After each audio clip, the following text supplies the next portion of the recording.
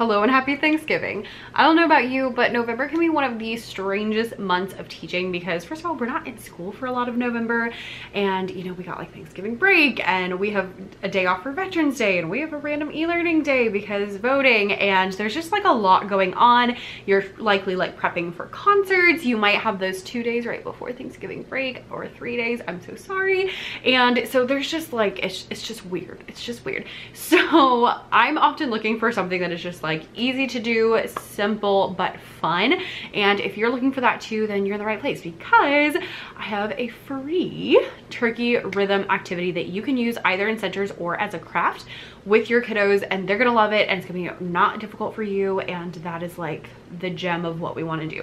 So we're going to talk about how to use this activity. You can click the link down below to download it for free, and let's get started. So first of all, this is a turkey rhythm craft / centers activity. So let's talk about how you can do it as a craft first, and then we'll talk about it as a centers activity. So for this one, it's actually really simple. You just download the turkey that you get, and then you're going to take your turkey, cut out and print out whichever pages that you need. So do look through there before you just print, because there's a lot of different options. There's a ton of different rhythms. So if you can do this with, you know, like your first graders who only know quarter and eighth notes, or you can do it with like your fifth graders working on triplets, or like those really difficult rhythms. You can also get them in color and in black and white, and in regular and in stick notation. So lots of different options. Look through those and print out the pages that you want to use for your turkey rhythm crafts. You might want to use it with multiple grades. That's totally fine. Just print out what you need. Then if you're doing this as a craft, especially with the older kids, I make them cut them out. So you might want to cut some of the feathers so they're not all in one sheet, but the kids can cut out, you know, the turkey and the feathers and all of that good stuff on their own.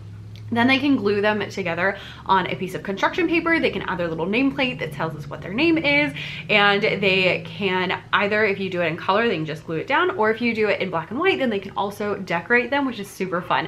I got a ton of pictures and videos last year of teachers who had used these with their kids, and it was so fun to see all the creative ideas. I saw one did like McDonald's themed, and so they were like French fries. It was hilarious. So if you have some pictures and videos, feel free to send them to me. I would love to see them. It's at Becca's Music Room on Instagram, and I will love to see all your kids' creations. So you can do that as a craft. It's pretty simple, pretty straightforward. You do have to deal with cutting and gluing. How I like to do things when I'm doing cutting and gluing is you cut first. After I check what you've got, then you can put the scissors up, and then you can get a glue stick. And I'm very fussy about where you use that glue stick so that we don't make a giant mess. While you are working on these, you can also use them to work on meters. So there are time signatures. There's 4/4 and 3/4, 2/4 and 5/4, I think. And then there's bar lines and double bar lines. So you can use this with your older kids to practice meter. I think that's what I'm gonna do with it this year. And so they can pick, you know, 4/4, have a measure, have a bar line, and then another measure and a double bar line. So they can make them longer, or you can leave those out with the little kids if you haven't gotten that far yet. Totally fine.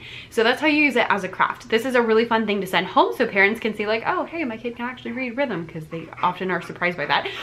You can also use them to put on your bulletin boards out in the hallway. They look so cute, especially during the holiday time, and it's just a great time. Highly recommend using those as a craft. Now, you can also use this as a centers activity. So if you don't want to deal with cutting and gluing and all that, or you just need a centers activity, totally understand, then again, print out the pages that you need. You're gonna laminate them, you're gonna cut them out, and then you can use it as a centers activity. The kids can create their own measures.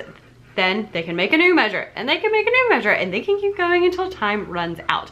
Have the kids play this on body percussion, or they can play it on instruments, and it makes a really easy and fun extension activity that they can do during centers, or if you want to have everyone doing them at the same time at the end of class, that's a great thing too. So definitely fun. Either way that you're gonna do it, as a craft or as a centers activity, it's a good one.